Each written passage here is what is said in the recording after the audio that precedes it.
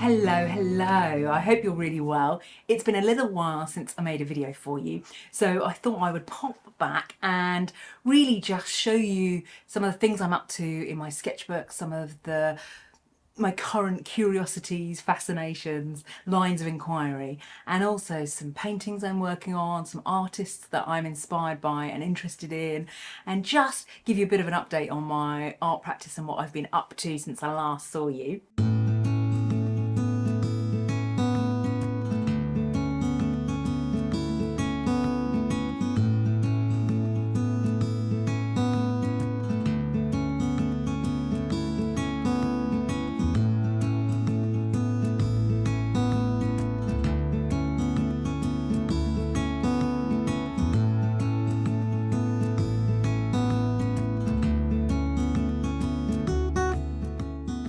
I just thought I'd show you some of my current sketchbooks and just give you a little flick through and talk about some of the ideas that are bubbling away. And I often have multiple sketchbooks on the go at once.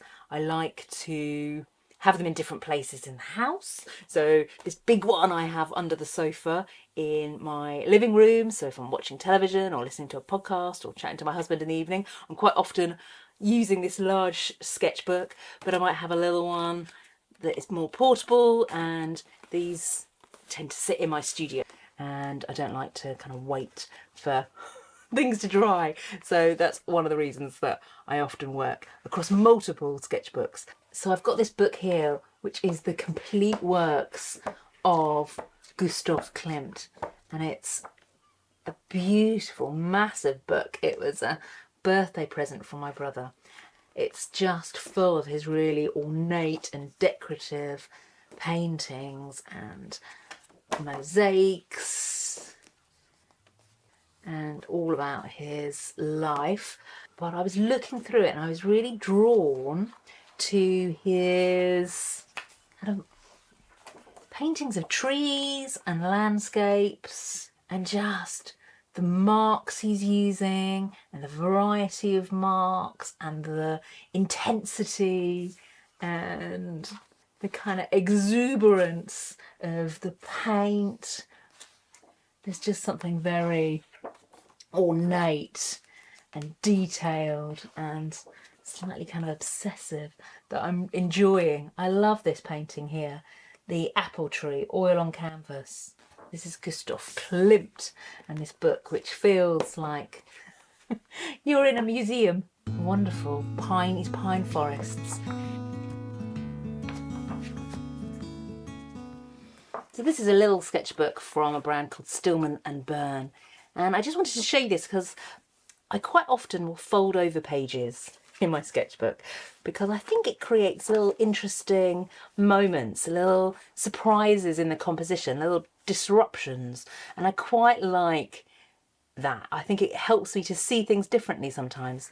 So I just sometimes fold over pages in different ways and I can see sort of different combinations and different juxtapositions, and sometimes I might cut out pieces. So just little moments of, I don't know, surprise, little pockets, little secret corners, but I just think it allows me to see things differently and change things up a little.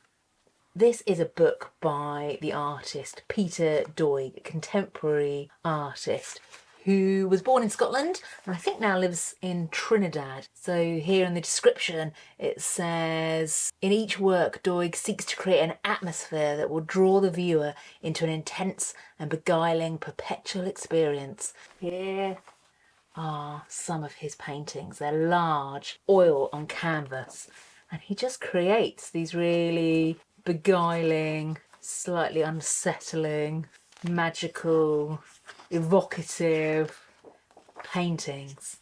And he uses quite often trees and reflections in water, and it just creates these magical paintings which I think are really beautiful. When I'm looking at the art that I'm drawn to, I'm always wanting to think, what is it about that painting that speaks to me? What is it that appeals to me? What is it that I love? His paintings are quite decorative, they are multi-layered, they have lots of different kind of pattern, and I just am really drawn to that aspect of his work, but also the slightly otherworldliness. They're a bit like you're waking up in a dream, his paintings, and I do love that. There's slightly something off-key or uneasy about them, which they have a beauty, but also something a little darker as well, which I quite enjoy. So that's Peter Doig. So in these two sketchbooks, I've been drawing objects in my house. This sketchbook was the prep for my new class, Sketchbook Magic, where I'm drawing patterned and decorative items from my home. So felt tip pens and coloured pencils in that one. And then this one, I was taking the same vase and I've basically drawn it again and again and again using all sorts of material: watercolour, gouache, Inktense pencils, felt tip pencils, just repeating myself over and over. And I really enjoy repeating myself. I quite often will take the same thing and just push it and push it and push it until I've kind of exhausted what I want to discover. And here I was playing around with acrylic paint, so creating these painterly backgrounds and then adding pieces of collage in, exploring some of the fascinations I have with sea, but also with objects and kind of combining things.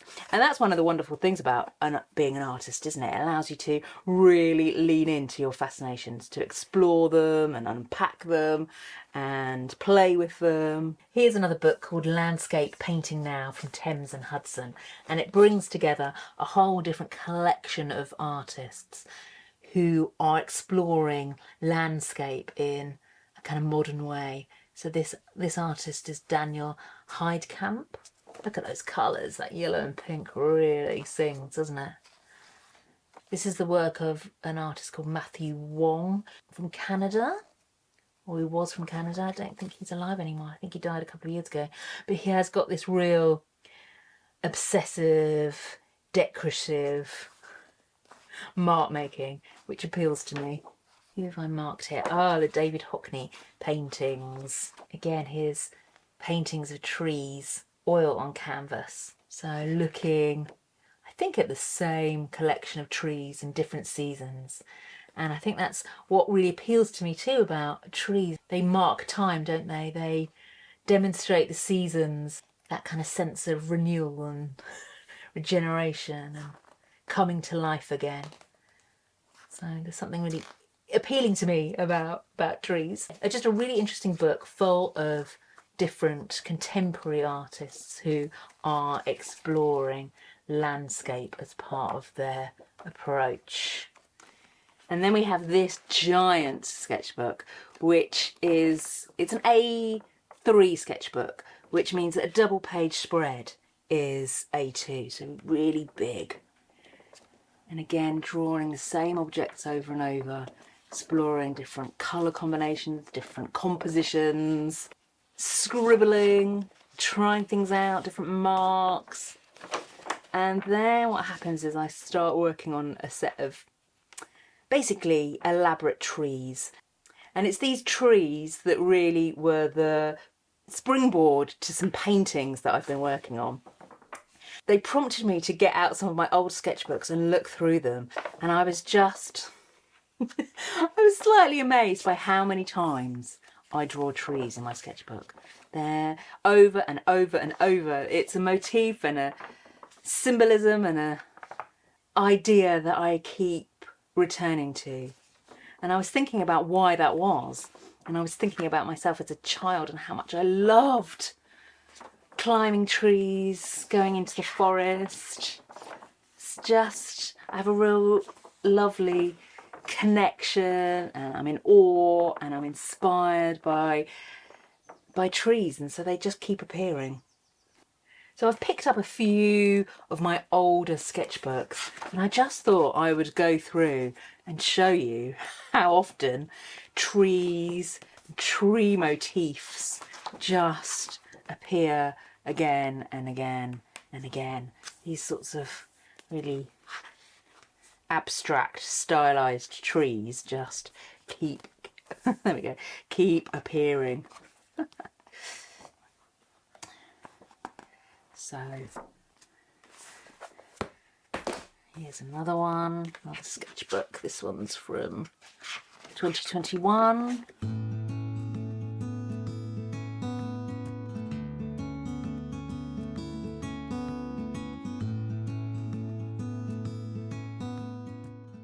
Tree shapes. So I've enjoyed going back and having a look, and I sort of surprised myself how often trees were appearing in my sketchbook, but it prompted me and helped me with the series of paintings that I'm currently working on.